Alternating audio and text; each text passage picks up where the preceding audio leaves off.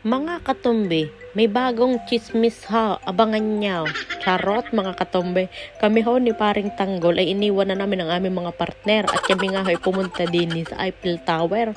Paano naman ho, pagising ko ho ng umaga, sabi sa akin ng kapatid kong bunso, ako dahil pumunta din at dadating nga daw ho si BP Sara Duterte. Inong, Diyos ko po, wala pa ako nakikita ang pinakamataas na may katungkulan sa Pilipinas. First time in my life mga katumbi, tapos Vice President pa, ay diga ho. At ari nga ho si Paring Tanggol, inostorbo ko, sabi ko pumunta tayo kahit ikay nagtatrabaho, abe di kami pandalas na, ay malapit lang rin sa bahay ho ha, 20 minutes, ay di ari na nga ho, may mga ilang Pilipino, ugali hong aga namin, at nasabi ho, alauna daw idarating, ay bali nga ho sila ay 4 na oras ho dito magi-stay sa Pares, ay di ari nga ho, ari ang Bilyonaryo TV, at ayan na nga ho, dumating na din ho ang vlogger na si Banat Bay. Baka kilala nyo yan mga katombe. Abay, marami din ho dyan picture ng mga Pilipino. At dahil sikat din niya ho, iyan si Banat Bay. Inyo na ho agad isearch sa Facebook. Kung kilala nyo ho iyan, isa din ho siyang vlogger na talagang supportive ho ni Vice President Sara Duterte.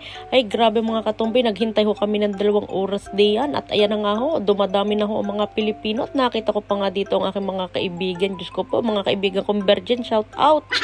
Charot, mga katumbi, ano nga ang Bilyonaryo TV, nag-uumpisa na nga ho na magbalita. Ay di mapapalabas kayo sa TV, mga Pilipinong umattend. Ay di, ari na nga ho, marami nagmamahal kay Sara Duterte. Ari ho, mga katumbi, sa tinagal-tagal ng panahon at ng oras na paghihintay, 2 oras kami naghintay mga katumbi ha, pero okay na rin ho yun. Makita lang namin ang Vice Presidente ng ating bansa, ay masaya na ho kami. Ayan, dumating na ho si BP Sara Duterte. Inang napakasimpleng tao ho at napaka-smooth hong magsalita, promise mga katumbe. So grabe ang kanyang pagmamahal sa kanyang ama, at syempre yung mga sinasabi ho niya ay pasasalamat ho sa lahat ng mga Pilipino na sumusuporta sa kanyang ama at sa kanya hong pamilya. So sobrang saludo ako kay Vice President Sara Duterte, at ang sabi din ho niya ay ayos naman daw ho ang health ng kanyang ama, kaya lang daw ho namamayat ay dahil daw ho sa mga kinakain ay syempre sanay sa Pilipino pudso, ay nasa Netherlands kaya hindi daw ho makakain ng ayos, pero ngayon daw ho ay better na ang health ni ex-president Rodrigo Duterte. So ayun lang ho, mga katumbi, nakakatuwa lang din ho, at ari nga ho, at nagsasalita si Vice Presidente. Atin hong pakinggan mga katumbe.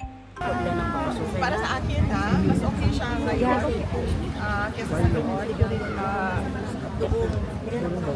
Nakakasama ko siya noong buong taon ng 2024 kung saan buwan-buwan namin pinaplano yung elections sa Davao City.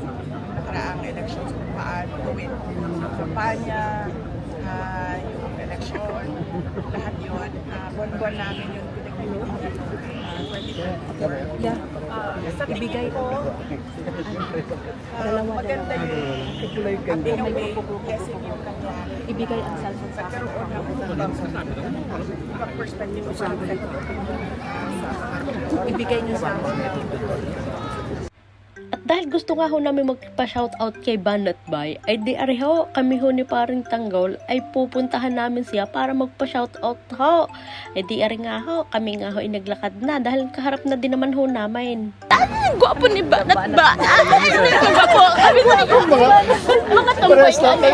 Pero pwede bang pabaano naman dyan ng isang pabati naman dyan sa mga katumbi ng Paris. Binabati natin mga taga-KFC. Yan, dito ka. Yan, dito ka. Hindi taga Paris? Katombi ng Paris. Mag-smile mo na kayo. Katombi? Yes, Katombi ng Paris. Katombi na Paris. Bravo! Binabati natin yan.